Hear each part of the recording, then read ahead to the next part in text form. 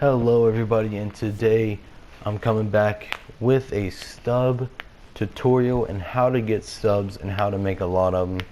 So yeah, I'm sorry this video is coming out so late. I was planning on doing it shortly after midnight, but I wanted to put my pack opening up first and I had some issues with uploading that.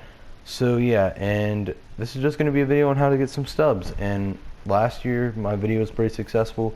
This year I have some pretty legitimate methods, I guess. This is also how to work the market.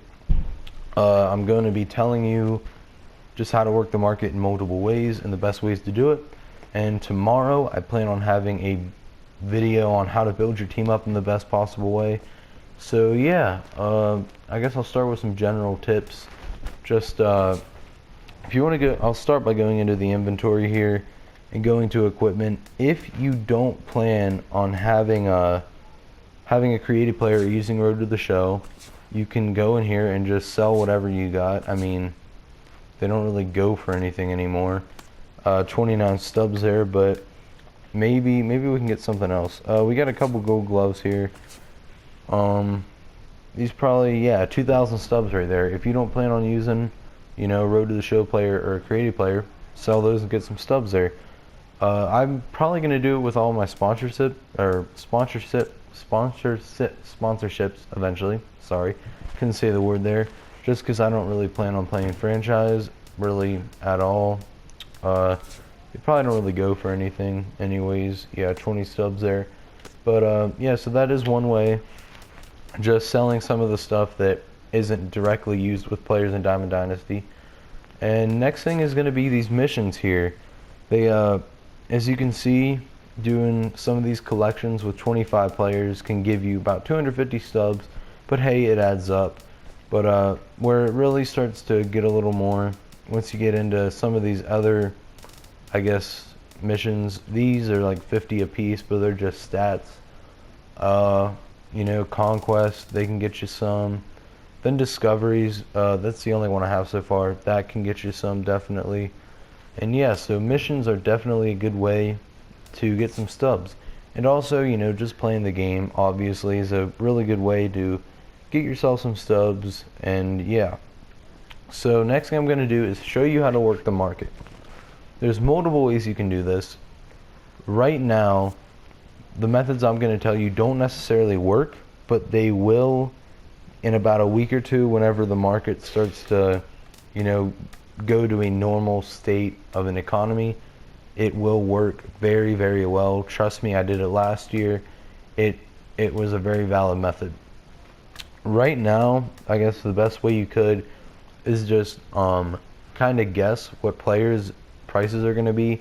I don't know, it's kind of a, draw of the luck kind of thing. But yeah, so I'm going to show you my way that I worked the market back in MLB 15. Shoot, wrong button. So you're going to have a filter here. Don't really matter what position. I would just always put my max price around 1,500. Set minimum price of 1 just to get rid of all those A-Rods and stuff that have not been put on the market yet. And you're going to get a filter of all these players. These are the players. I haven't tried this yet, but I know at the very least it may work now, and I'm going to try it out, but I know that it will work pretty soon here once the market kind of settles down. But what you're going to want to do is look for a stub gap between the buy now price and the sell now price. As I'm looking here, I really like Doug Fister's. He got about a 1,000 stub gap. So you're going to look at buy sell options, and you're going to put up an order to for him to be sold to you at about 550 stubs here in this situation. And what this does is it creates almost a quick sell option for someone to sell this player to you at that price that you set. So if I had Doug Fister and I'm looking to sell him, I could sell him for 500 stubs right now, right away.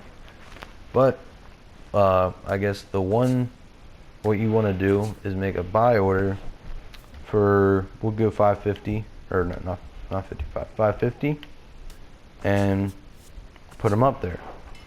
Now, this early in the game, I doubt it'll be sold to me right away. It might, I don't know. we'll see. If it is sold to me, I would be able to, I would have that player.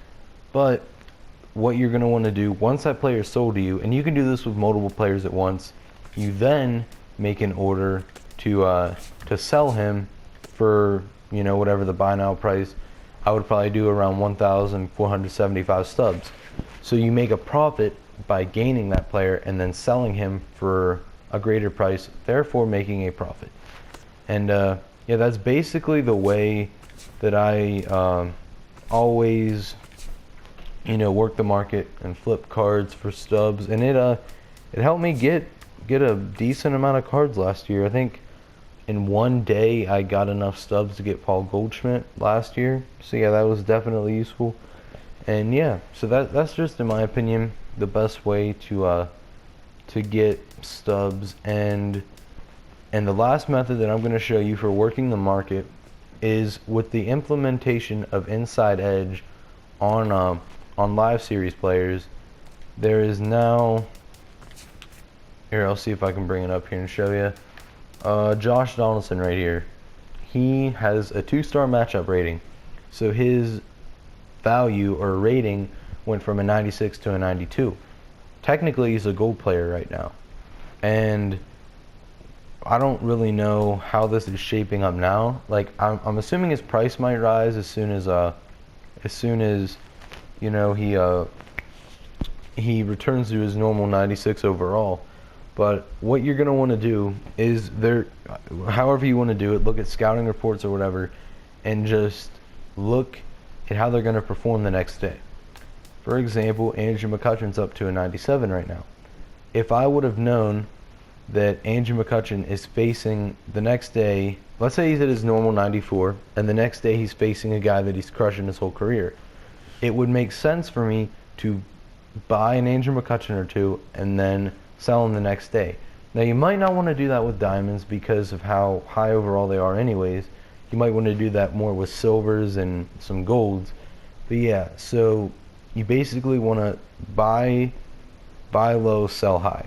So you want to get players while they're, at a reasonable price, and they're going to increase in value the next day. You sell them, make a profit. It's kind of the whole, same situation of flipping cards.